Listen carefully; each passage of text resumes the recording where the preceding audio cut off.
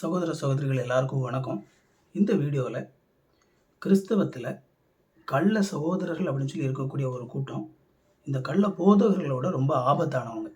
ஏன் இவங்க ரொம்ப ஆபத்தானவங்க அப்படிங்கிறத தான் இந்த வீடியோவில் நம்ம பார்க்க போகிறோம். முதலாவது, கள்ள போதகர்கள் அப்படின்னு சொல்லி பார்க்கும்போது நம்ம ரொம்ப ஈஸியாக அவங்கள கண்டுபிடிச்சிடலாம். ஓகேவா? நம்ம ஓரளவு வேதாகமத்தை பற்றின ஒரு அடிப்படை அறிவும் வேதாகமத்தை சத்தியத்தை பற்றின ஒரு அடிப்படை அறிவும் ஒருத்தருக்கு இருந்தது அப்படின்னா கள்ள போதகர்களை அடையாளம் கண்டுபிடிச்சிடலாம். ஆனால் இந்த கள்ள சகோதரர்கள் அப்படின்னு சொல்லி ஒரு கேட்டகரி இருக்குல்ல, இதில் இருக்கிற மிகப்பெரிய ஒரு பிரச்சனையே என்னன்னு சொல்லி பார்த்தீங்க அப்படின்னா, இவங்களை நீங்கள் அவ்வளோ ஈஸியாக அடையாளம் கண்டுபிடிக்க முடியாது. இவங்க இந்த கள்ள சகோதரர்கள் அப்படிங்கிறவங்க முதலாவது யார் அப்படிங்கிறத நான் சொல்லிடுறேன். இவங்க இயேசு கிறிஸ்துவை உண்மையாக தங்களுடைய வாழ்க்கையிலே சொந்த ரட்சகராகவோ ஆண்டவராகவோ ஏற்றுக்கொண்டிருக்காத நபர்கள். ஓகேவா?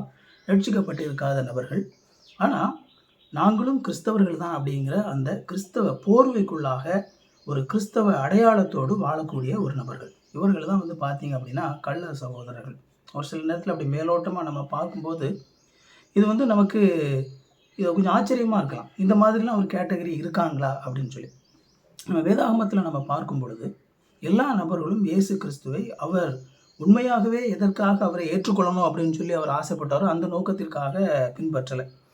பல நபர்கள் இயேசு கிறிஸ்துவை அவர் தங்களுக்கு நோய்களிலிருந்து சுகம் கொடுப்பார் அப்படிங்கிறதுக்காக வேதாகமத்திலேயே பல நபர்கள் அவரை தேடி வந்தாங்க.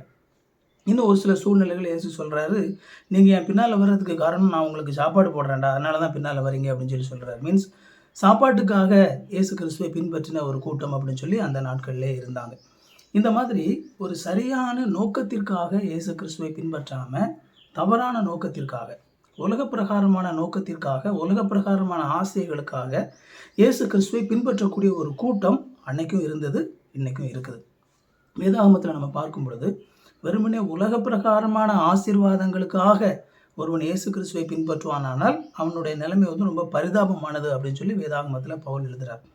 அந்த கேட்டகரியில் பார்த்தீங்க அப்படின்னா இன்னைக்கு நிறைய பேர் இருக்கிறாங்க. இயேசு கிறிஸ்து கொடுக்குற உண்மையான அந்த நித்திய ஜீவனை பற்றிய எந்த ஒரு அக்கறையுமே இல்லாமல் வெறுமனே உலக பிரகாரமான காரியங்களில் தான் இவங்க அதிகமான நாட்டம் கொண்டவர்களாக இருப்பாங்க. பெயர் கிறிஸ்தவர்கள் அப்படின்னு சொல்லி கூட பார்த்தீங்க அப்படின்னா இவங்களுக்கு ஒரு பெயர் வச்சுருப்பாங்க. இல்லை நீங்கள் பார்த்தீங்க அப்படின்னா இவங்க எதற்காக நாம் இயேசு கிறிஸ்துவை பின்பற்றுகிறோம் அப்படிங்கிறதே அவங்களுக்கு தெரியாது. இயேசு கிறிஸ்துவை எந்த நம்பிக்கையிலே நாம் ஏற்றுக்கொண்டு இருக்கிறோம் அப்படிங்கிறதெல்லாம் அவங்களுக்கு தெரியாது. இயேசு கிறிஸ்துவை பின்பற்றக்கூடிய நபர்களுடைய வாழ்க்கையிலே என்னென்ன விதமான நம்பிக்கை மாற்றங்கள் ஏற்பட்டிருக்குது, அந்த மாதிரி எந்த ஒரு மாற்றமும் அவங்களுக்கு தெரியவும் செய்யாது. அவங்களுடைய வாழ்க்கையில் அந்த மாற்றங்கள் ஏற்பட்டிருக்கவும் செய்யாது. ஆனால் இவங்களும் பார்த்தீங்க அப்படின்னா எல்லா கிறிஸ்தவ ஆக்டிவிட்டீஸ்லையும் இருப்பாங்க. ஓகேவா? எல்லா கிறிஸ்டியன் ஆக்டிவிட்டீஸ்லையும் இருப்பாங்க. அவங்களோட நடை உடை பாவனைகள் எல்லாமே கிறிஸ்தவங்க மாதிரி இருக்கும். அவங்களுடைய பேச்சு பார்த்தீங்க அப்படின்னா அந்த கிறிஸ்டியன் ஒரு டோனில் பேசுவாங்க. அவங்க எல்லா பாட்டு பாடுறது, ஜெபம் பண்ணுறது, சண்டே கிளாஸ் எடுக்கிறது, அந்த மாதிரி எல்லா விதமான கிறிஸ்டியன் ஆக்டிவிட்டீஸ்லையும் பார்த்தீங்க அப்படின்னா அப்படியே கலந்துருப்பாங்க. இந்த மாதிரியான ஆட்கள் தான் பார்த்தீங்க அப்படின்னா கள்ள சகோதரர்கள் அப்படின்னு சொல்லி வேதாகமம் சொல்லுது. உங்களுக்கு ஆச்சரியமாக இருக்கலாம், இது எந்த அளவுக்கு இந்த கேட்டகரி இன்றைக்கி நிறைய பேர் இருக்கிறாங்க அப்படின்னு சொல்லி. இயேசு கிறிஸ்து ஒரு ஓமை ஒன்று சொன்னார். அதில் ஒரு விவசாயி ஒருத்தன், ஒரு முதலாளி என்ன செஞ்சான் அப்படின்னா அவன் தன்னுடைய வயலில் நல்ல தானியங்களை அவன் விதைச்சான். கொஞ்ச நாள் கழித்து பார்த்தீங்க அப்படின்னா அது கூடவே சேர்ந்து நிறைய களைகளும் வளர்ந்துருந்தது. அப்போ அவனுடைய வேலைக்காரங்க கேட்காங்க, என்ன எஜமா, நம்ம நல்ல விதையத்தானே அதில் போட்டோம், எப்படி இதில் இந்த களைகள்லாம் வந்திருக்குது அப்படின்னு சொல்லி அவங்க கேட்கும்போது அந்த எஜமான் சொன்னார், எதிரி இதை செஞ்சான் அப்படின்னு சொல்லி சொல்கிறார். அதாவது நல்ல விதைகளுக்குள்ளாக எப்பொழுதுமே திருச்சபையில் இந்த கலை அப்படிங்கிற ஒரு விஷயம் இருக்கும் அப்படிங்கிறது தான். இதில் நம்ம நுட்பமாக கவனிக்க வேண்டிய ஒரு முக்கியமான ஒரு விஷயம் என்னன்னு சொல்லி பார்த்தீங்க அப்படின்னா, இந்த களைகள் ஒரு சில நேரத்தில் உண்மையான அந்த தானியம் இருக்கு இல்லையா, அந்த செடியிலேருந்து அப்படி வித்தியாசம் கண்டுபிடிக்க முடியாமல் இருக்கும்.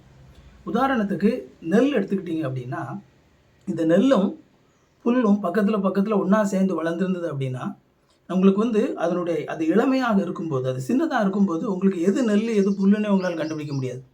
எப்போ அது பெரிதாக வளர்ந்து அது கனி கொடுக்குதோ, எப்போ நெல் அந்த நெல் அந்த கனியை கொடுக்குதோ அப்போ தான் உங்களுக்கு தெரியும், ஓ இது நெல், புல் பார்த்தீங்கன்னா அதில் நெல் இருக்காது.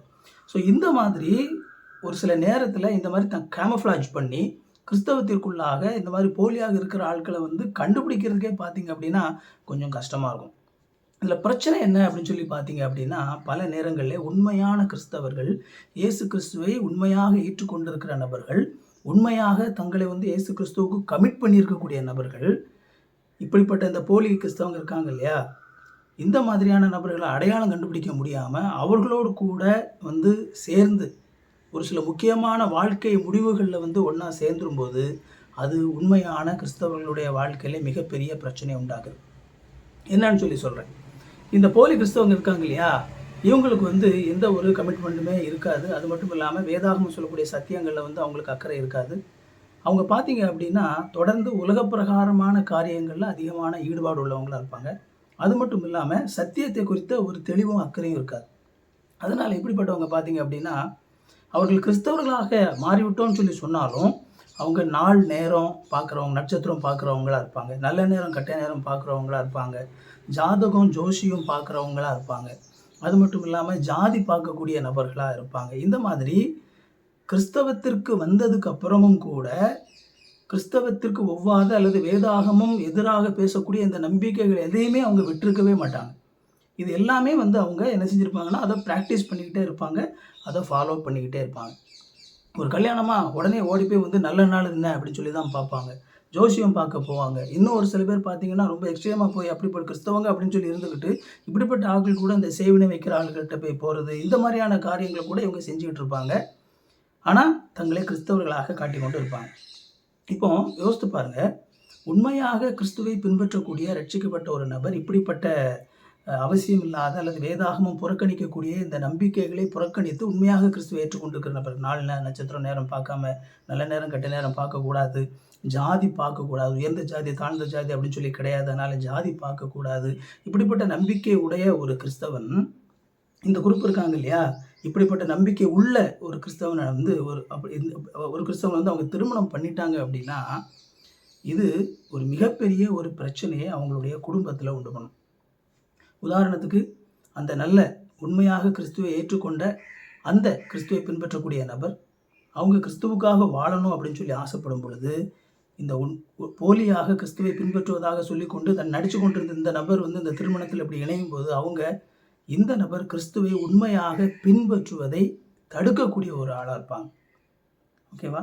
உதாரணத்துக்கு ஒருவேளை கிறிஸ்துவுக்காக உண்மையாக பின்பற்றக்கூடிய ஒரு நபர் ஒரு அலுவலகத்தில் வேலை பார்க்கக்கூடிய ஒரு நபராக இருந்தாங்க அப்படின்னா இந்த நபர் அவங்களை திருமணம் பண்ண அந்த நபர் இவங்களை வந்து அலுவலகத்தில் நீ லஞ்சம் வாங்கு, மற்றவங்கெல்லாம் பாரு உனக்கு அறிவில்லையா, மற்றவங்களாம் எப்படி லஞ்சம் வாங்கி பிழைச்சிக்கிட்டு இருக்கான் பாரு, உன்னை இன்னும் பிழைக்க தெரியாத ஒரு ஆளாக இருக்க, லஞ்சம் வாங்கி நீ நிறைய சம்பாதி அப்படின்னு சொல்லி அவர்களை பாவம் செய்ய தூண்டக்கூடிய நபர்களாக, பாவம் செய்யாது இருக்கிற பட்சத்தில் அவர்களை ஏளனமாக பேசக்கூடிய ஒரு நிலையிலே இந்த மாதிரியான விஷயங்கள் இருக்கும்.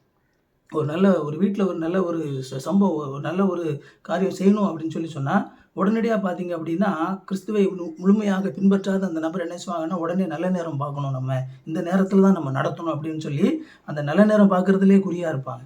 ஆனால் கிறிஸ்துவை பின்பற்றக்கூடிய நபர் அதை பற்றி வருத்தப்பட மாட்டாங்க. அப்படிங்கிறனால அவங்க அதை பற்றி யோசிக்க மாட்டாங்க. ஆனால் இவங்க வந்து இந்த நல்ல நேரத்தில் தான் நடத்தணும், இந்த நல்ல நாளில் தான் நடத்தணும் அப்படின்னு சொல்லி இப்படிப்பட்ட விஷயங்களை அவங்க மேலே திணிக்கக்கூடிய ஆளாக இருப்பாங்க.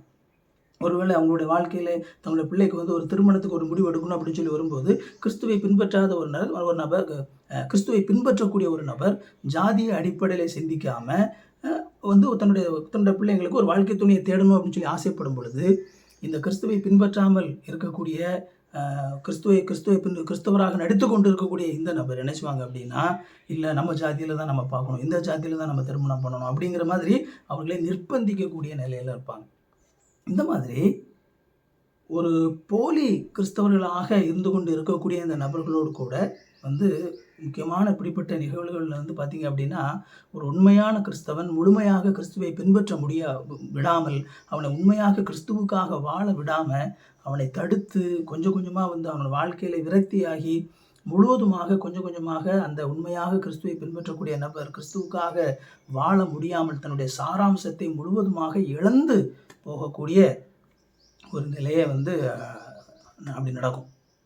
இது வந்து பல நேரங்களில் இன்றைக்கி வந்து பார்த்திங்க அப்படின்னா நம்முடைய இதில் கலாச்சாரத்தில் மிக சாதாரணமாக நடக்குது. உண்மையாக கிறிஸ்துவை ஏற்றுக்கொண்டிருக்கிற ரட்சிக்கப்பட்டிருக்கிற பல நபர்களுக்கு கள்ள போதகர்களை பற்றின ஒரு தெளிவு இருக்கும். ஆனால் அந்த கள்ள சகோதரர்களை பற்றின ஒரு தெளிவு இருக்காது.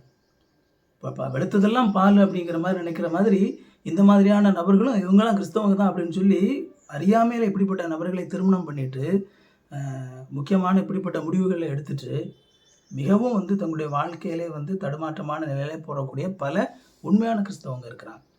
அது மட்டும் இல்லாமல் இந்த போலி கிறிஸ்தவங்க இப்படி திருச்சபையில் இருந்து கொண்டு இருக்கிறவங்க ஒரு சில நேரத்தில் இப்படியே போலியாக இருந்துக்கிட்டே கொஞ்சம் கொஞ்சமாக அவங்க என்ன செஞ்சுருவாங்கன்னா அந்த திருச்சபை மூப்பராக கூட ஆயிடுவாங்க. ஒரு சில பேர் போதகர்கள் ஆயிடுவாங்க, குருமார்கள் ஆயிடுவாங்க, ஏன் பிஷப்பாக கூட ஆயிடுவாங்க. அப்போ இப்படிப்பட்ட இந்த போலி கிறிஸ்தவர்கள், இப்படிப்பட்ட இந்த கூட்டம் இந்த மாதிரி திருச்சபையினுடைய தலைமைத்துவத்தில் எல்லா இடத்துலையும் அந்த போலி கிறிஸ்தவங்க அங்கங்கே இருந்துக்கிட்டு இருக்கும்போது, அப்போ அவங்க கிறிஸ்துவுக்காக உண்மையாக திருச்சபையை நடத்தணும்னு சொல்லி நினைக்க மாட்டாங்க. உலக பிரகாரமான ஆசைகளையும் உலக பிரகாரமான நோக்கங்களையும் தான் இந்த பதவிகள் மூலமாக அவங்க நிறைவேற்றுவதற்கு துடிப்பாங்க. இப்போ இதன் மூலமாக பார்த்தீங்க அப்படின்னா கிறிஸ்தவம் எப்படி இருக்கணுமோ அப்படி இருக்காமல் அது முழுவதுமாக அது மாறி போய் அந்த மாதிரி இருக்கும். அதனால் நான் இந்த வீடியோவில் உங்களுக்கு எச்சரிக்கையாக சொல்கிறது என்ன அப்படின்னா, பல நேரங்களில் நம்ம கிறிஸ்தவ வட்டாரத்தில் யூடியூப்லாம் போலி போதகர்களை பற்றின விழிப்புணர்வு நிறைய கொடுக்கப்படுது. ஆனால் இந்த போலி சகோதரர்களை பற்றி கிறிஸ்துவுக்காக உண்மையாக கமிட்மெண்ட்டோடு இல்லாமல் வேதாகமம் கிறிஸ்துவை ஏற்றுக்கொண்ட நபர் எப்படி இருக்கணும் அப்படின்னு சொல்லி சொல்லுதோ அதை ஏற்றுக்கொள்ளாமல் உலக பிரகாரமான காரியங்களிலே இருந்து கொண்டு தானும் கிறிஸ்தவன் தான் அப்படின்னு சொல்லி இந்த கூட்டத்துக்கூடே மிங்கிளாகிக்கிட்டு இப்படிப்பட்ட நபர்கள் பார்த்தீங்க அப்படின்னா அன்றைக்கி கிறிஸ்தவத்தில் பலவிதமான பிரச்சனைகளை உண்டு பண்ணக்கூடிய நபர்களாக கிறிஸ்தவம் ரொம்ப எஃபெக்டிவாக இல்லாமல் போகிறதுக்கு இப்படிப்பட்ட நபர்கள் காரணம் உள்ளவங்களாக இருக்கிறாங்க. அதனால் கவனமாக இருங்க. நீங்கள் உங்களுடைய இப்படிப்பட்ட ஒரு கேட்டகரி இருக்குது அப்படிங்கிற ஒரு அவேர்னஸ் உங்களுக்கு இருக்கணும். உங்களுடைய வாழ்க்கையில் முக்கியமான முடிவுகளை எடுக்கும்போது மிக கவனமாகவும் தெளிவாகவும் யோசித்து சரியான விதத்தில் வேதாகமம் சொல்லுகிறபடி சரியான விஷயங்களை கேட்டு தெளிவு பெற்று அதுக்கப்புறமா வாழ்க்கையில் ஒரு சில சரியான முடிவுகளை நீங்கள் எடுத்தீங்க அப்படின்னா உங்களுடைய வாழ்க்கை இன்னும் கிறிஸ்துவுக்கு அதிகமாக பிரயோஜனமுள்ள ஒரு விஷயமா இருக்கும். ஒருவேளை ஒரு திருச்சபையிலோ அல்லது ஒரு சபை பிரிவிலோ அல்லது தனிப்பட்ட வாழ்க்கையிலோ இப்படிப்பட்ட அந்த போலியான நபர்கள் முக்கியமான பொறுப்புகளுக்கும் முக்கியமான இடங்களுக்கும் வருவாங்க அப்படின்னா அந்த இடத்துல கிறிஸ்தவம் முழுவதுமாக கிறிஸ்தவம் சாராம்சத்தை இழந்து அது நிற்கும் அப்படிங்கிறதுல எந்த விதமான மாற்று கருத்தும் இல்லை. ஸோ இந்த வீடியோ உங்களுக்கு ஒரு அவேர்னஸை கொடுத்துருக்கோம் அப்படின்னு சொல்லி நினைக்கிறேன். கவனமாக இருங்க. உங்களுடைய வாழ்க்கையை கிறிஸ்துவுக்காக பயனுள்ளதாக வாழுங்க. கர்த்தர் உங்களை ஆசீர்வதிக்கட்டும். இன்னொரு வீடியோவில் சந்திப்போம். Thank you friends.